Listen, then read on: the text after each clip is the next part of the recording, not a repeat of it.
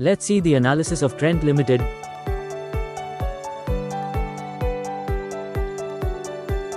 Let's learn about the company.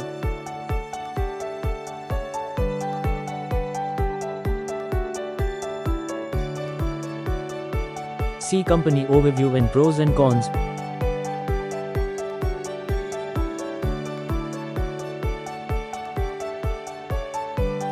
See its quarterly results.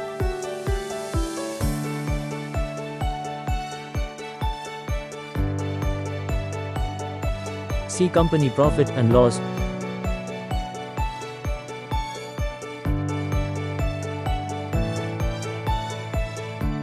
Compounded sales and profit growth. Stock price CAGR.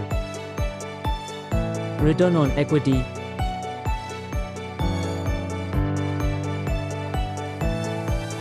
See its balance sheet.